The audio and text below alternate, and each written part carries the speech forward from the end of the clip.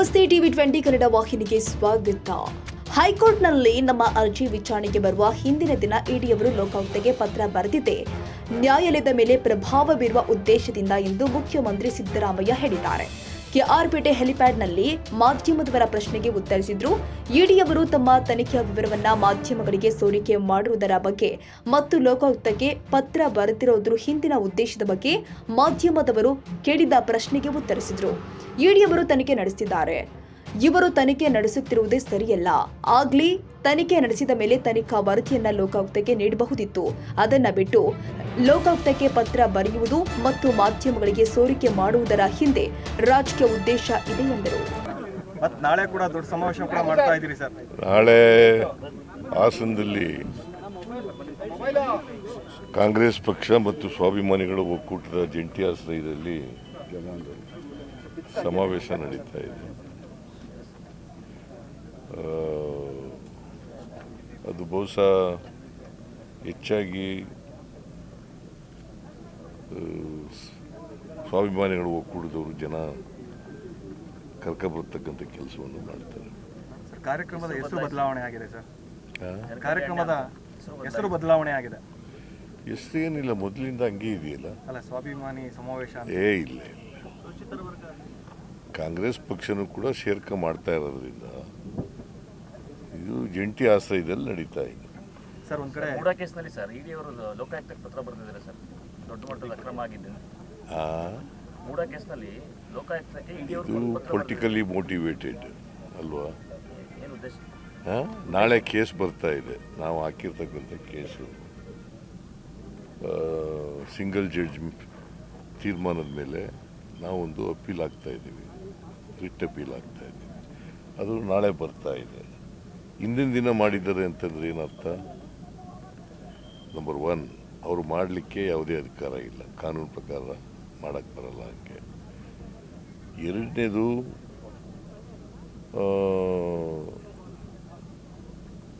Court ಮೇಲೆ influence ಮಾಡಲಿಕ್ಕೆ ಮಾಡಿರ್ತಕ್ಕಂಥ ಇದು ದಿಸ್ ಈಸ್ ಟೋಟಲಿ. ಆಮೇಲೆ ಚಾರ್ಜ್ ಶೀಟ್ ಎಂಕ್ವೈರಿ ಮಾಡ್ತಾ ಇದ್ದಾರೆ ಲೋಕಾಯುಕ್ತವರು. ಎಂಕ್ವೈರಿ ಮಾಡಿ ಅವರು ರಿಪೋರ್ಟ್ ಕೊಡಬೇಕು. ಅವ್ರ ಮೇಲೆ ಇನ್ಫ್ಲೂಯೆನ್ಸ್ ಆಗಲಿ ಅಂತೇಳಿ ಮಾಡಿದ್ದಾರೆ. ದಿಸ್ ಈಸ್ ಪ್ರಿಜುಡಿಷಿಯಲ್ ಆಗಲಿ ಅಂತೇಳಿ ಮಾಡಿರ್ತಕ್ಕಂಥದ್ದು. ಇಟ್ ಈಸ್ ರಾಜಕೀಯ ಪ್ರೇರಿತ, ರಾಜಕೀಯ ದುರುದ್ದೇಶದಿಂದ ಮಾಡಿರ್ತಕ್ಕಂಥದ್ದು. ಮಾಡಬೇಕು ಅಂತ ಡೈರೆಕ್ಷನ್ ಕೊಡ್ತೀರಾ ಸರ್? ತನಿಖೆ ಇದೇ ರೀತಿ ಹೋಗಬೇಕು ಅನ್ನುವಂತ ಏನಾದರೂ ಡೈರೆಕ್ಷನ್? ನಾನು ಯಾರು ತನಿಖೆ ಮಾಡೋದು ಮಾಡಿ ನೋಡಪ್ಪ. ಇಡಿಯವರು ಅವ್ರಿಗೆ ಫಸ್ಟ್ ಆಫ್ ಆಲ್ ತನಿಖೆ ಮಾಡಲಿಕ್ಕೆ ಅಧಿಕಾರನೇ ಇಲ್ಲ. ಅಧಿಕಾರ ಮಾಡ್ತಾ ಇದ್ದಾರೆ. ಯಾಕಂತಂದರೆ ಗವರ್ನರ್ ಹೇಳಿರೋದೇನು? ತನಿಖೆ ಮಾಡಿ ಇದನ್ನು ಕೊಡಿ ಅಂತ, ಲೋಕಾಯುಕ್ತ ಪೊಲೀಸ್ನವ್ರು ಕೊಡಿ ಅಂತ. ಡಿಸ್ಟ್ರಿಕ್ಟ್ ಕೋರ್ಟ್ನವ್ರು ಏನಂತ ಹೇಳಿರೋದು? ಡಿಸೆಂಬರ್ 24 ಒಳಗಡೆ ತನಿಖೆ ಮಾಡಿ ರಿಪೋರ್ಟ್ ಕೊಡಿ ಅಂತ ಹೇಳಿರೋದು. ಅವರು ತನಿಖೆ ಮಾಡ್ತಾ ಇದ್ದಾರೆ. ಇವರು ಯಾಕೆ ಲೆಟರ್ ಬರೀತಾರೆ? What is their intention? It is deliberate ಅಲ್ಲ? ಅಲ್ವೇನ್ರಿ? ಡೆಲಿಬರೇಟ್ ಅಲ್ಲ? ದಿಸ್ ಈಸ್ ರಾಜಕೀಯ ದುರುದ್ದೇಶದಿಂದ ಮಾಡ್ತಾ ಇರ್ತಕ್ಕಂಥದ್ದು.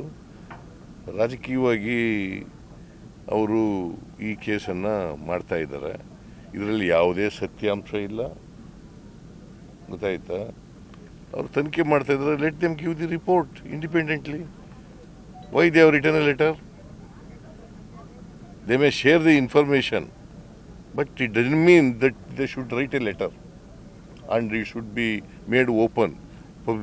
ನಿಮಗೆಲ್ಲ PTIಗೆ ರಿಲೀಸ್ ಮಾಡೋದು ಅಥವಾ ನಿಮ್ಮ TV ಚಾನೆಲ್ಗಳಿಗೆ ರಿಲೀಸ್ ಮಾಡೋದು, there is no law like that. Information share ಮಾಡಬೇಕು ಅನ್ನೋಗಿದ್ರೆ ಬರೀ ಶೇರ್ ಮಾಡ್ಬೋದಾಗಿತ್ತು ಅಷ್ಟೇ. ಉದ್ದೇಶ ರಾಜಕೀಯ, ಉದ್ದೇಶ ಟೋಟಲಿ 100% ರಾಜಕೀಯ. ನಮ್ಮ ನಡುವೆ ಒಂದು ಒಪ್ಪಂದ ಆಗಿದೆ ನಿಜ ಅಂತ ಹೇಳ್ತಾರೆ ಸರ್. ಅಧಿಕಾರಕ್ಕೆ ಬರೋಕೆ ಮುಂಚೆ ನಮ್ಮ ನಡುವೆ ಒಂದು ಒಪ್ಪಂದ ಆಗಿದೆ ಅಂತ DK ಶಿವಕುಮಾರ್ ಹೇಳಿದ್ದಾರೆ ಸರ್. ನೋಡಪ್ಪ, ಯಾವ ಒಪ್ಪಂದನೂ ಆಗಿಲ್ಲ. ಹೈಕಮಾಂಡು ಏನು ತೀರ್ಮಾನ ಮಾಡ್ತಾರೆ ಅದಂತ ನಡ್ಕೊಳ್ಳೋದು ನಾವು. ಕ್ಯಾಬಿನೆಟ್ ರಿಷಫಲ್ ಆಗುತ್ತೆ ಸರ್? ಯಾವಾಗ ಆಗುತ್ತೆ? ಇಲ್ಲ, ಸದ್ಯಕ್ಕಾಗಲ್ಲ. ಸಚಿವ ಸ್ಥಾನಕ್ಕಾಗಿ ಒಂದು ಬೇಡಿಕೆಗಳು ಕೇಳಿ ಬರ್ತಾ ಇದೆ.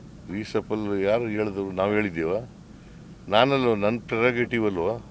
ನಾನು ಹೇಳಿದ್ದೀನ? ಅಲ್ಲ, ನಿಮ್ಮಲ್ಲಿ ನಾನು ಕೇಳ್ತಾ ಇದ್ದೀರಿ, ಇಲ್ಲ ಅಂತ ಹೇಳಿದ ಮೇಲೆ ಮುಗೀತಲ್ಲ. ಬೇರೆ ಮ್ಯಾಟರ್. ಹಿರಿಯ ಶಾಸಕರುಗಳೇ ಒಂದಷ್ಟು ಹೇಳ್ತಾ ಇದಾರೆ, ಅಂದ್ರೆ ನಮಗೂ ಕೂಡ ಈ ಸತಿ ಸಿಗುತ್ತೆ ಸಚಿವ ಸ್ಥಾನ. ಮಂಡ್ಯದಿಂದ ನರೇಂದ್ರ ಸ್ವಾಮಿ ಅವರು ನೋಡಪ್ಪ, ಯಾರು ಹೇಳ್ತಾರೆ ಅಂತಕ್ಕಂಥದ್ದು ಮುಖ್ಯ ಅಲ್ಲ. ಅಂತಿಮವಾಗಿ ಹೈಕಮಾಂಡ್ನವರು ನನಗೆ ಸೂಚಿಸಬೇಕು, ನಾನು ಅದನ್ನು ತೀರ್ಮಾನ ತಗೋಬೇಕು. ಹೈಕಮಾಂಡ್ನವರು ಹೇಳಿಲ್ಲ, ನಾನು ತೀರ್ಮಾನ ತಗೊಳ್ಳಲ್ಲ. ನಂದಿನಿ ಬ್ರ್ಯಾಂಡ್ ಈಗಾಗಲೇ ಉದ್ಘಾಟನೆ ಮಾಡಿದ್ರಿ ಸರ್, ನೀವು ಕೂಡ ಹೋಗಿದ್ರಿ. ಆದ್ರೆ ಆ ಹಾಲು ಜನರಿಗೆ ಸಿಗಬಾರ್ದು ನಿಟ್ಟಿನಲ್ಲಿ ಒಂದಷ್ಟು ಹುನ್ನಾರಗಳು ನಡೀತಾ ಇದೆ ಅಂತ, ಅಂದ್ರೆ ಬೇರೆ ಖಾಸಗಿ ಕಂಪನಿಗಳು ಆ ಹಾಲು ಜನರಿಗೆ ದೆಹಲಿಯಲ್ಲಿ ನಂದಿನಿ ಹಾಲು ಸಿಗಬಾರ್ದು ನಿಟ್ಟಿನಲ್ಲಿ ಒಂದಷ್ಟು ಜಾಸ್ತಿ ಆಗಿದೆ ಸರ್. ಬೇಡಿಕೆ ಜಾಸ್ತಿ ಇದೆ. ಡಿಮ್ಯಾಂಡ್ ಜಾಸ್ತಿ ಆಗಿದೆ ಅಲ್ಲಿ. ಕ್ವಾಲಿಟಿ ಇದೆ ಅಂತ ಹೇಳಿ ಕ್ವಾಲಿಟಿ ನಾವು ಹಸುನ ಹಾಲನ್ನೇ ಕೊಡ್ತಾ ಇದ್ದೀವಿ. 95% ಹಸುನ ಹಾಲು ಕೊಡ್ತಾ ಬಹಳ ಡಿಮ್ಯಾಂಡ್ ಆಗಿದೆ. ಅದರಿಂದ ಬಹಳ ಡಿಮ್ಯಾಂಡ್ ಇದೆ.